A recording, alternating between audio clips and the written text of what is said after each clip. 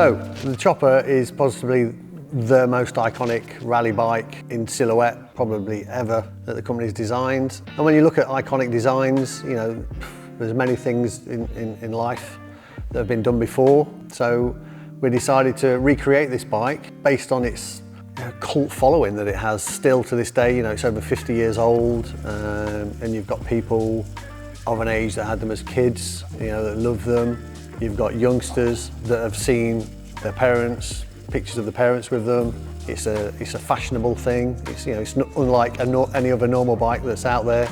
That's one of the many reasons why we decided to recreate the Chopper for 2023.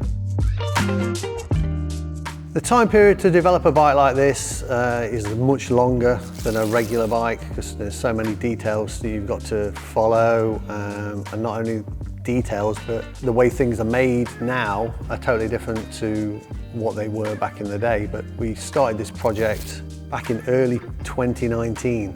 So it's taken, you know, sort of like 4 years to get to the point where we've actually got a finished bike.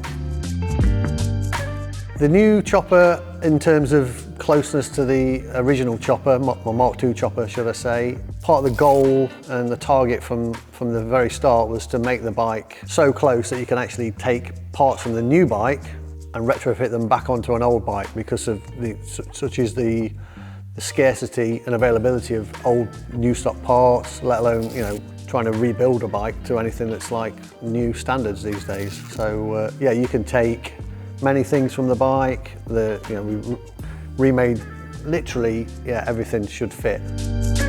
The challenges of designing a bike like this are, yeah, unlike designing a modern e-bike or MTB or road bike, because you've got the design aspects that you need to follow. The old bike was a combination of braze tubing, of welding, and the brazing process that was used isn't commonly done these days. So to replicate that, we've done things like CNC machined the head tube to look like it's got the original wraparound tubing. So yeah, it was very complicated. And then you've got things like the T-bar gear shifter. We've actually recreated that. It's all made locally. Yeah, they'll retrofit onto an old bike again.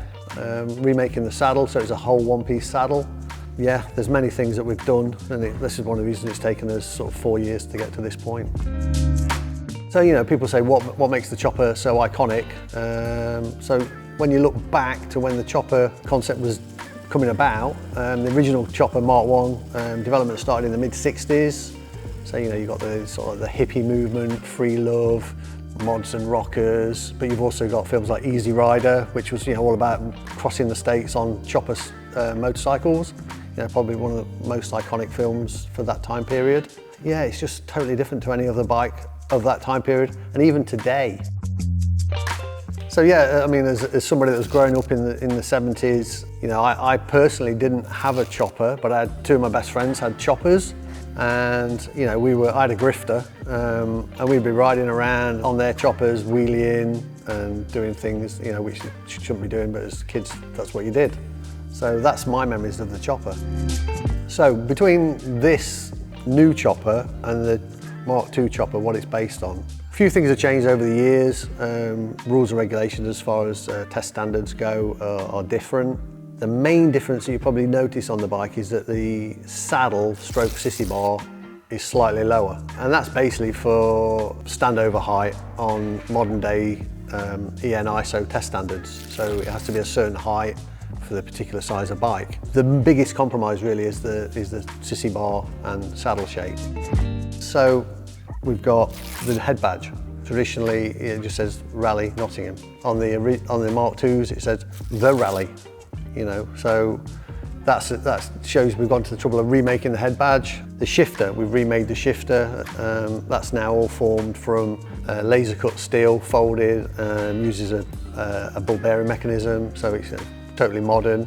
Can be retrofitted to the old bike. Tyres, we recreated the tyre moulds. So the tyre moulds have been were out of action for a while, so we decided to remake that. When you look at things like the pedals, the rubber blocks on the pedals, we recreated those with the Sir Walter Raleigh logo. So, you know, even the end cap's got Sir Walter Raleigh stamped into it. So very similar to the original pedals.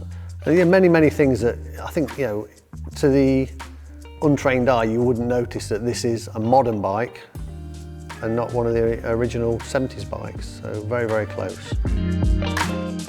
So yeah, this has been quite a special project. It's been a long project, and you know, it's been a team of people that have worked on the bike over the past 4 years. The guys have really gone to town on the details. You know, even down to like the prop stand. The prop stand fits in the original way of the original prop stand, not just like a bolted-on standard prop stand. It's part of the frame design. So yeah, the guys or the team, should I say, really yeah, replicate it as close as you can in today's world of componentry. You know, we've got alloy brakes on it, whereas the original had steel brakes. Just little things that are slightly different. The Sturmey Archer 3-speed hub is an alloy hub shell now, whereas originally it was steel, but that's just because they don't make steel shells anymore. Otherwise, we would have used a steel shell. So yeah, I think it's probably 95% as close to the original as you can get. It's a fantastic bike. I think anybody that sees it, blown away. I was blown away by it when I first saw the first sample. I was just like, beautiful piece of work done by the team.